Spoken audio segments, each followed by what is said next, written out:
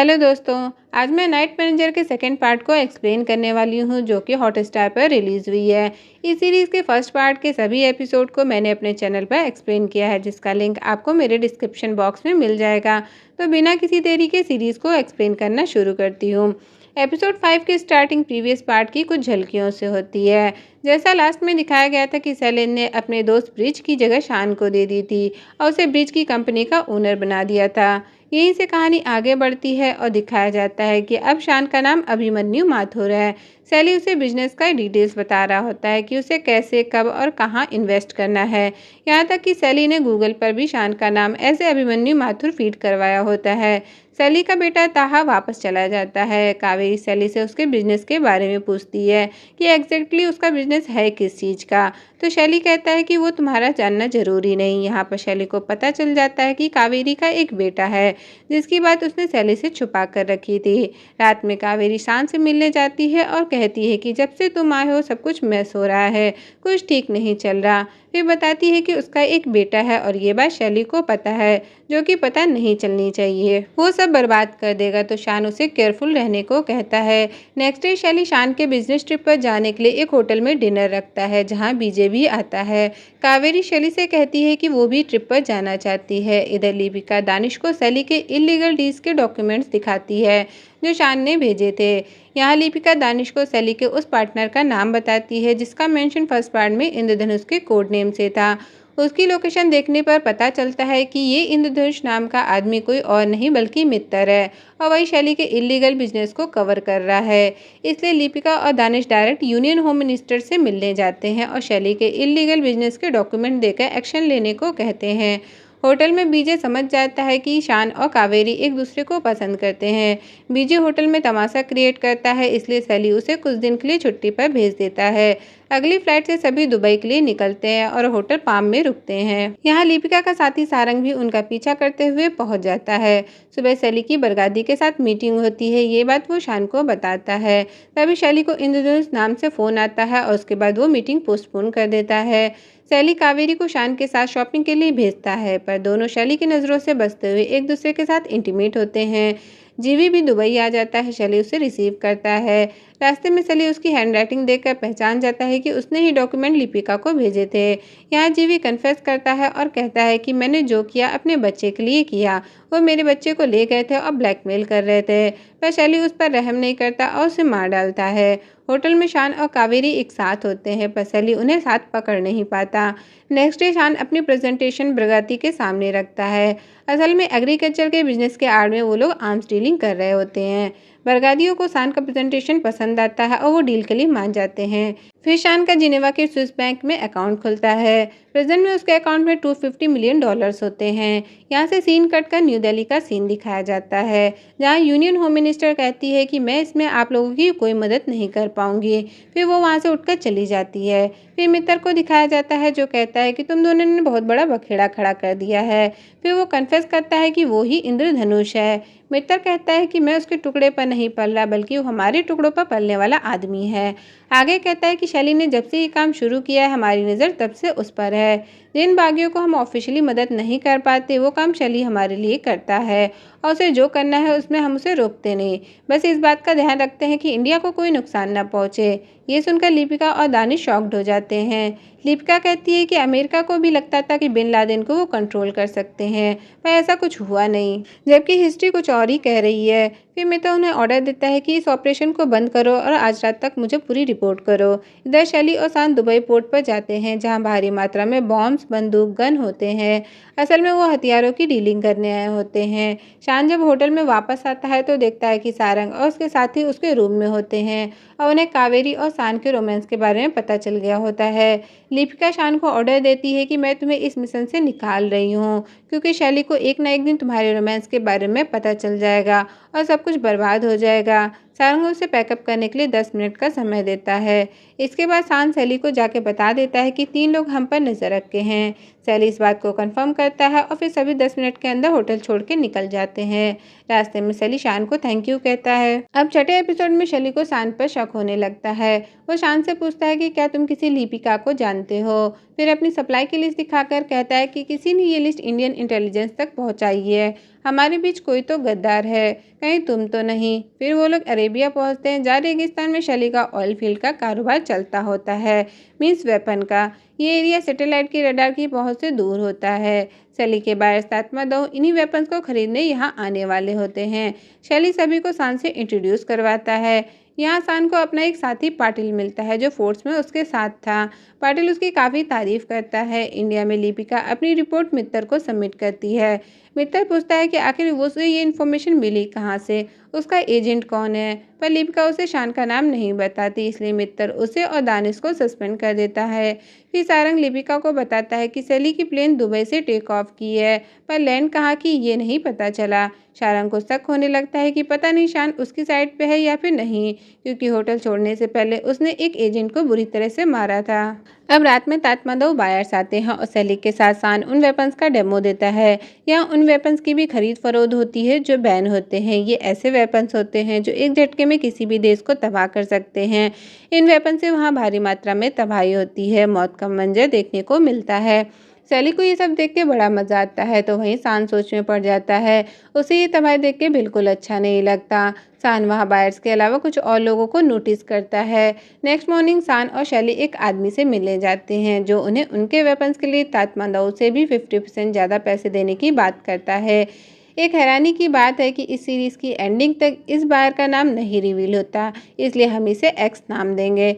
Indirectly x शान से कहता है कि उसके पास ब्रिटिश वीज़ा है, तो वो कहीं भी जाए, बस इंडिया ना जाए, क्योंकि इंडिया सेफ नहीं है। इसका मतलब वो इन वेपन्स का यूज़ इंडिया के अगेंस्ट भी करने वाला है। नेक्स्ट सीन में हम देखते हैं कि शैली कावेरी और विजय को भी अरेबिया बुला लेता है।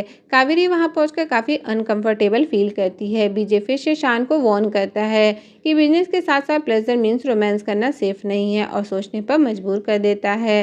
रात में शैली कावेरी पर शक करता है और पूछता है कि उसने सप्लाई की लिस्ट इंडियन इंटेलिजेंस को क्यों दी।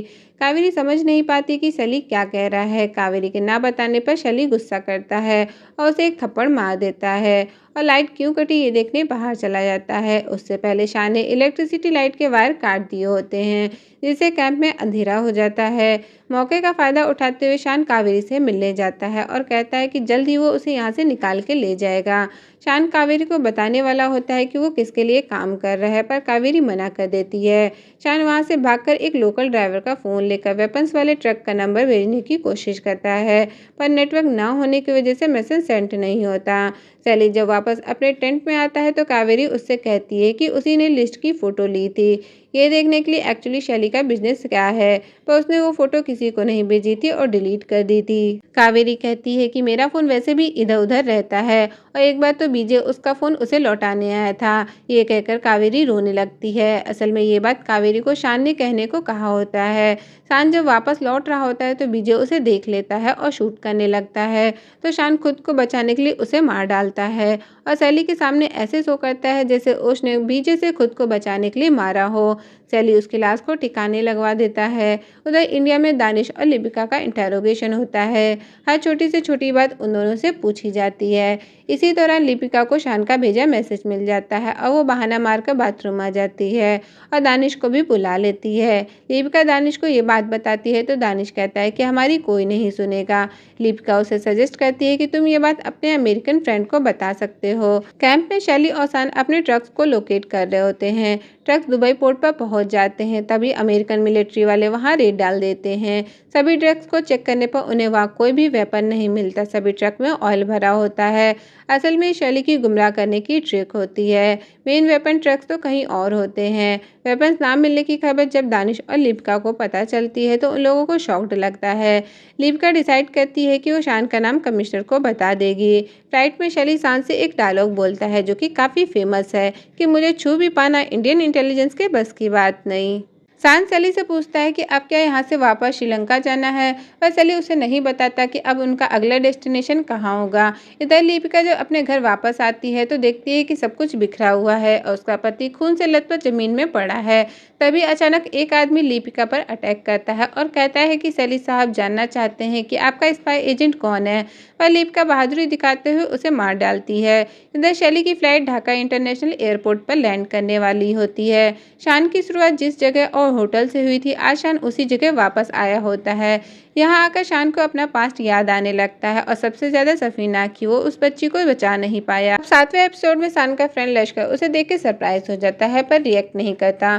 शान खुद को as a Abhimanyu Mathur introduce करता है। लश्कर पूछता है कि तुम यहाँ क्या कर रहे हो। शान उसे ज्यादा कुछ नहीं बताता, बस लिपिका के नंबर पर फोन करने को कहता है।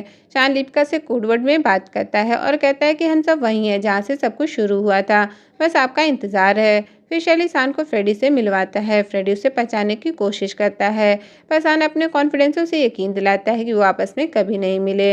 शैली फ्रेडी के बारे में बताता है कि वो बेवकूफ़ है पर लॉयल फ्रेंड है। हमारे धंधे में दोस्ती और लॉयल्टी की वैल्यू पैसे से भी ज़्यादा है। इंडिया में लिपिका का पति हॉस्पिटलाइज होता है और मित्र लिपिका से मिलने आता है। लिपिका कहती है कि जब वो आपके ऑफिसर पर अटैक करवा सकता है तो फिर वो आपका वफादार कैसे हो सकता है। मित्तल लिपिका से पूछता है कि तुम शैली के पीछे क्यों पड़ी हो। तब लिपिका उसे साल 2013 की स्टोरी सुनाती है जब वो यूएन मिशन के दौरान अंडरकवर एजेंट का काम कर रही थी।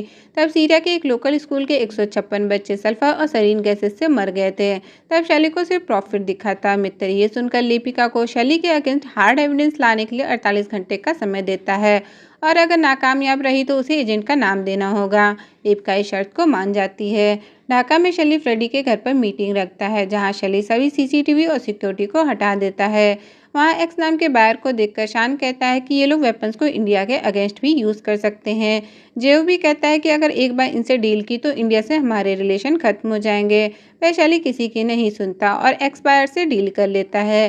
डील का 50% वो पहले ही दे देता है।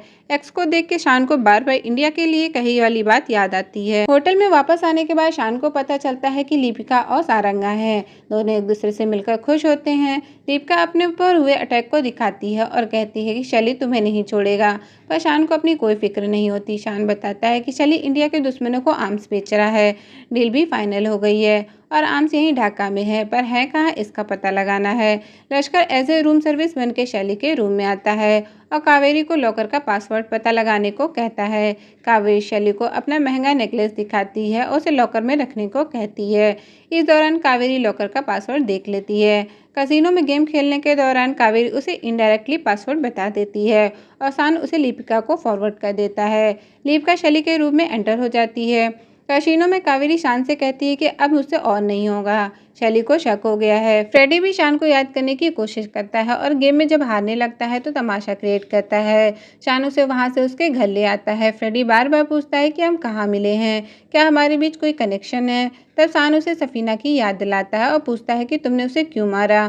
फ्रेडी को भी याद आ जाता है कि शान उसमें नाइट मैनेजर था और कहता है कि सफीना बहुत ज़्यादा बोलती थी, इसलिए उसे मार डाला और अब मैं तुम्हें मार डालूंगा। पर शान उसे ही मार डालता है और उसके फ़ोन से लोकेशन देख लेता है जहाँ शैली के आर्म्स रखे होते। शान वहाँ पर इतनी भारी मात्रा में वेपन्स बारूद को देखकर दंग रह जाता है।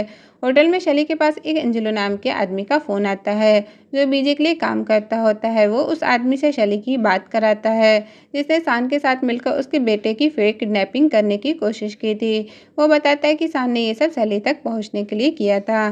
शैली ये सुन समझ जाता है कि कावेरी भी उससे मिली हुई है और फिर वो कावेरी को अपने बॉडीगार्ड से टॉर्चर करवाता है।